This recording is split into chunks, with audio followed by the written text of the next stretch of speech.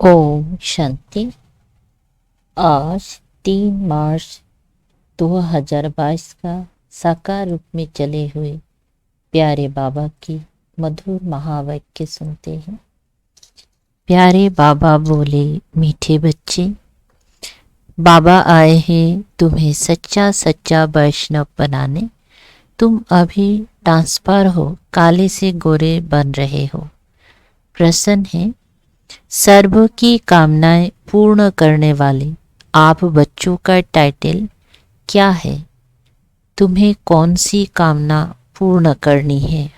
उत्तर है, तुम सर्व की मनोकामनाएं पूर्ण करने वाले जगत अम्बा के बच्चे कामधेनु हो। सभी की कामना है हमें मुक्ति, जीवन मुक्ति मिले। तो तुम जगत अम्बा, जगत पिता के बच्चे सबको मुक्ति, जीवन मुक्ति का रास्ता बताते रहो। यही तुम्हारा धंधा है। गीत, अम्बे तू है जगत अम्बे। ओम शांति। यह है मम्मा के लिए भक्तों की महिमा। कहते हैं कि भक्तों की रक्षा करने वाले। अब ये भक्ति मार्ग हो गया। मम्मा की महिमा शिव बाबा के पिछाड़ी है। जब परम पिता परमात्मा शिव आते हैं तब आकर जगत अम्बा को रचते हैं। रचने का अर्थ ही है ट्रांसफर करना। काले को गोरा बनाते हैं। इस समय जगत अम्बा तो एक ही है। जैसे शिव का चित्र तो एक ही है, फिर उसके भिन्न भिन्न नाम रख भिन्न भिन्न मंदिर बनाए हैं। अनेक प्रकार से महिमा भी करते हैं। परम पिता परमात्मा एक ही है, वैसे जगत अम्बा भी एक ही है। 2 भुजाओं वाली है। 8 भुजाओं वाले कोई देवी देवता होते नहीं। प्रजापिता अथवा जगत अम्बा भी 2 भुजा वाली है। जगत अम्बा की महिमा जास्ती कलकत्ते में है। मशहूर है काली कलकत्ते वाली। उनका चित्र भी बहुत भयानक बनाया है। खप्पर की माला भी पहनती हैं। ये सब है भक्ति मार्ग। जगत अम्बा तो बलि ले नहीं सकती। वो तो जगत को रचने वाली ठहरी। वो बोली कैसे ले सकती, अथवा वो मांसाहारी कैसे हो सकती है? अच्छा, उनके मंदिर ना सिर्फ कलकत्ते में है, परंतु बहुत जगह है। माता अपने बच्चों की बलि थोड़े ही लेगी। भक्ति कितनी कड़ी है। अब उन्हों को कोई बैठ समझावे कि जगत अम्बा का ऐसा भयानक रूप नहीं होता है, ना ऐसी बलि लेती है। उनमें भी एक है वैष्णव देवी, दूसरी है मांसाहारी। अब जो मांसाहारी है वो वैष्णव बनती है। भल मम्मा तो कुमारी है, शायद कुछ ना भी खाया हो। जगत अम्बा ब्रह्मा की बेटी कुमारी ठहरी। अब कुमारी को फिर अम्बा कैसे कहा जाता, ये समझने की बात है। कलकत्ते में बहुत पूजा होती है। बहुत भयानक शकल बनाई है। जगत अम्बा की तो ऐसी शकल हो ना सके। वो सबकी मनोकामनाएं पूर्ण करने वाली है। वो सच्ची सच्ची वैष्णव देवी है। उसके पिछले जन्मों में जरूर मांसाहारी होंगी, फिर वैष्णव अथवा पावन देवी गुण वाली बन रही हैं। है सारी संगम युग की बात। तो जगत अम्बा के मंदिर में जाकर महिमा करनी चाहिए। पहले बताना है निराकार आत्माओं का बाप भी एक है। फिर साकार प्रजापिता ब्रह्मा भी एक है। ब्रह्मा की बेटी सरस्वती भी एक है। वो कभी बलि आदि नहीं लेती। पहले सुंदर थी, अब सांवरी है, फिर सुंदर बनेंगी तो सारा कुटुंब भी सुंदर बन जाएगा। बहुत जगह अम्बा को 2 भुजा वाली ही दिखाते हैं। समझाने से कोई तो समझ भी जाएंगे, कोई तो झगड़ा भी करेंगे। हंगामा करने में देरी नहीं करते। तो समझाने में होशियार चाहिए। तुम बच्चे हो कल्याणकारी। मम्मा भल पहले कलकत्ते में गई थी, परंतु ऐसी मुरली नहीं चली थी। जगत अम्बा है एक, तुम अनेक अनेक बच्चियां हो, नाम तो एक का होगा ना। एक के ही अनेक मंदिर बनाए हैं। अब कलकत्ते में भक्तों को इस पूजा से छुड़ावे कैसे? उन्हों को भी पूज्य तो बनाना है ना। तो वहाँ जाकर कोई समझावे। इस समय वो जगत अम्बा सबकी मनोकामनाएं पूर्ण करने वाली बैठी है। वो है कामधेनु। किस रीति वो कामनाएं पूरी करती है ये कोई नहीं जानते। तुम हो कामधेनु, जगत अम्बा की बच्चियां। सिर्फ गौ माता नहीं, पुरुष भी है, वो भी बहुतों की कामनाएं पूर्ण करते हैं। तुम्हारा धंधा ही है सबकी मनोकामनाएं पूर्ण करना। कहाँ भाई भी सेंटर्स चलाते हैं। उन्हों की बुद्धि में आता है कि हम भी सभी की मनोकामनाएं पूर्ण करें, अर्थात मुक्ति, जीवन मुक्ति का रास्ता बतावे। स्वर्ग का वर्षा दे। जिन्होंने कल्प पहले लिया है वही लेंगे। हाँ, वहाँ सब प्रकार के सुख मिलते हैं। जगत पिता, जगत अम्बा, इन दोनों का रचयिता है शिव बाबा। इन द्वारा कितनी मनोकामनाएं पूर्ण होती हैं। कलकत्ते में बहुत पूजा होती है। कोई किसको मनाने वाला होगा, कोई वैष्णव देवी को भी मानने वाले होंगे। वो तुम्हारी बातों से झट राजी हो जाएंगी। बोलो, तुमको राज्य भाग्य मिला हुआ था इस जगत अम्बा से। जगत अम्बा को फिर कहाँ से मिला? जगत पिता से। उनको कहाँ से मिला? शिव बाबा से, जो सारी सृष्टि का रचयिता है। तुम अच्छी रीति समझा सकते हो। जगत अम्बा को सब मानते हैं। जरूर जगत अम्बा और जगत पिता को भी वर्षा शिव बाबा से मिला है, फिर उनकी द्वारा बच्चों को मिलता है। जगत अम्बा एक है। जगत अम्बा एक है, दो भुजा वाली, बहुत भुजाएं नहीं है। सरस्वती ब्रह्मा की बेटी है, ज्ञानेश्वरी, परंतु उनका रूप तो भयानक दिखा दिया है। तो उस पर समझाना पड़ता है कि जगत अम्बा का ऐसा भयानक रूप नहीं है। सतु प्रधान मनुष्य से फिर तमो प्रधान बनते हैं। तमो प्रधान मनुष्य फिर सतु प्रधान मनुष्यों को पूजते हैं। जगत अम्बा मनुष्य ठहरी, क्योंकि जगत तो यहाँ है। मूल वतन सूक्ष्म वतन को जगत नहीं कहेंगे।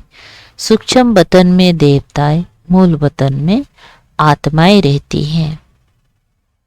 तो ये सब बातें समझाने की हैं। बाकी बाप और वर्षे को याद करना है। 84 जन्मों की कहानी भारतवासियों को ही सुनानी पड़े।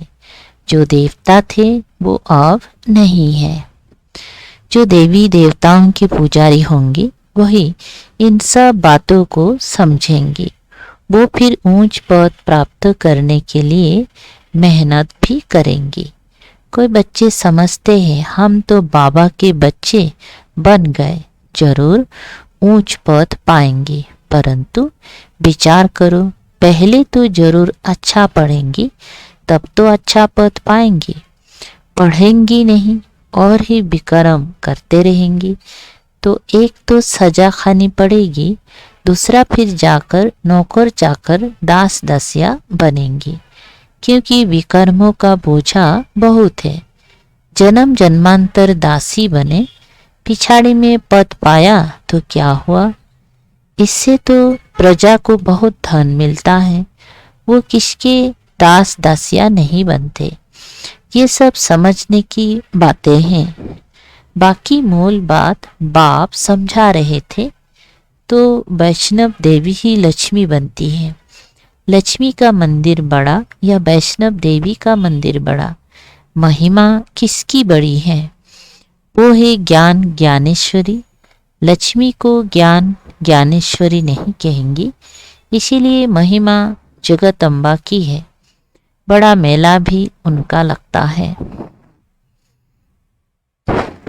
लक्ष्मी को दीपमाला पर बुलाते हैं। ये है आत्माओं का परमात्मा के साथ मेला। इन बातों को कोई मनुष्य नहीं समझते। समझाने वाला बड़ा होशियार चाहिए, जो युक्ति से प्यार से काम चलावे। जो कोई भी समझ जाए तो बरोबर ये ठीक समझाते हैं। श्री लक्ष्मी कितनी सुंदर थी। लक्ष्मी नारायण की जो इतनी पूजा है वो भी पक्की वैष्णव है। जगदम्बा भी वैष्णव है। बाप ने उन्हें राजयोग सिखलाकर मनुष्य से देवता बनाया है। तुम्हारी पूजा अभी नहीं हो सकती है क्योंकि शरीर तो पवित्र नहीं है। तुम संपूर्ण बन जाते हो तो तुम्हारा शरीर बदल जाता है, तब तुम पूजा लायक बनते हो। वास्तव में सन्यासियों को पूजना नहीं चाहिए।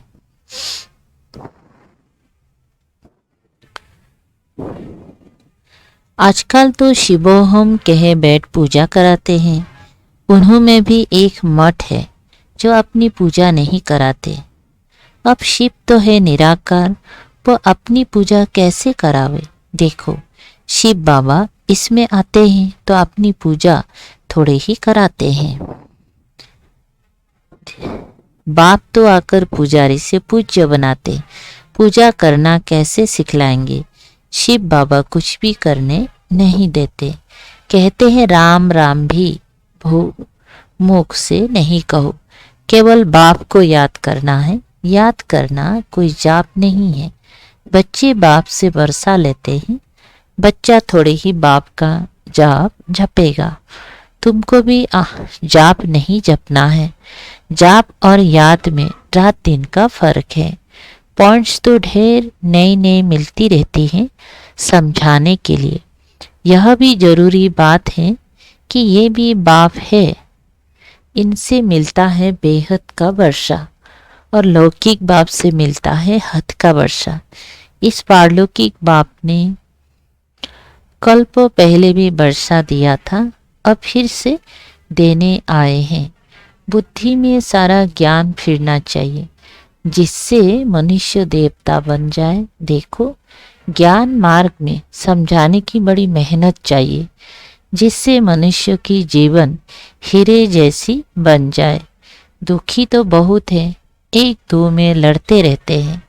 बाप आकर ईश्वरीय संप्रदाय बनाकर देवी संप्रदाय बनाते हैं। इसलिए लड़ाई झगड़े की बात ही नहीं। ईश्वरीय दरबार में कोई आसुरी रह ना सके। मुत पलिती कपड़ों को यहाँ बैठने का हुक्म नहीं।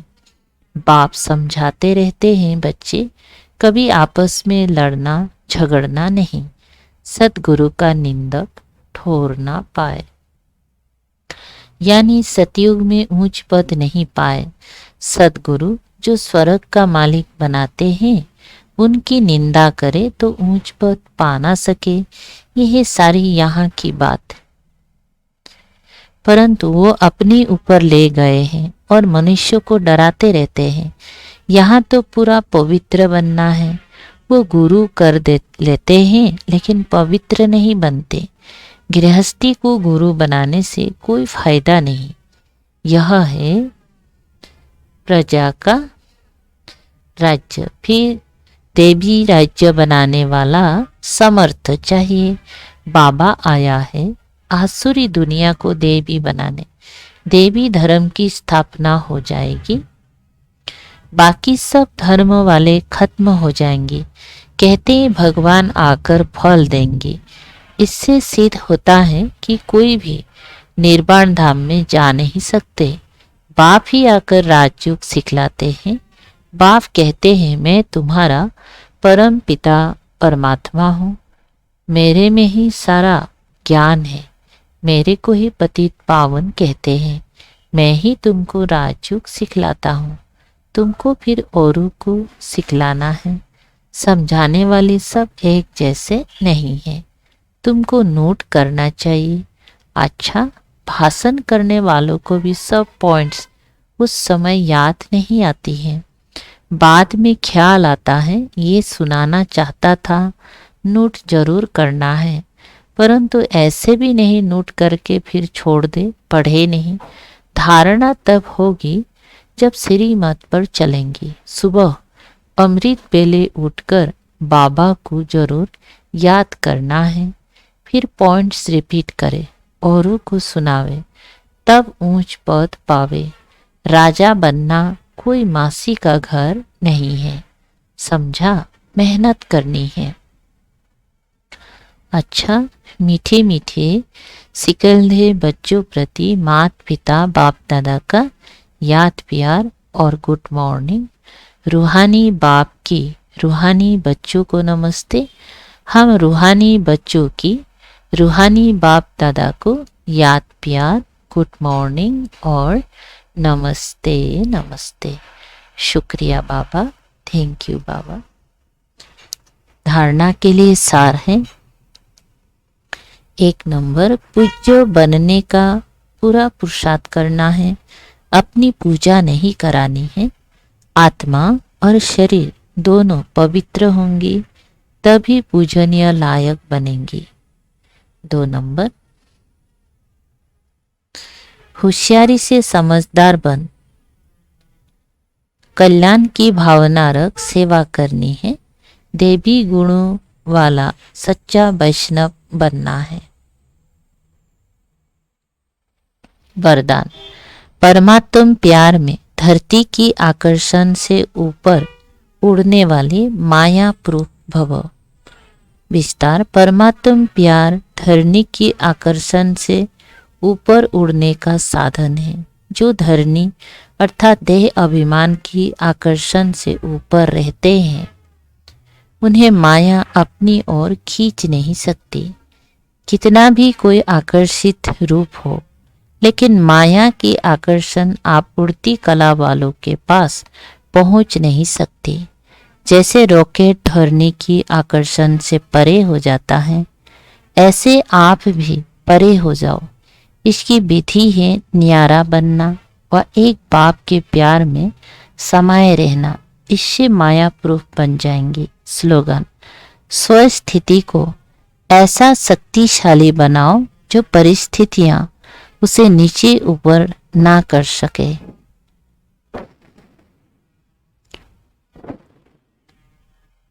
क्या कहते हैं? स्वस्थिति को ऐसा शक्तिशाली बनाओ जो परिस्थितियां उसे नीचे ऊपर ना कर सके। अच्छा, अनमोल ज्ञान रतन, दादियों की पुरानी डायरी से। ज्ञान ही खुशी का फाउंडेशन अथवा थूर है, जिस फाउंडेशन पर ही सारे जीवन रूपी झाड़ का मादर है। अगर फाउंडेशन पक्का नहीं है, क्या बोलते, अगर फाउंडेशन पक्का नहीं है तो वो खुशी अल्पकाल के लिए हो जाती है।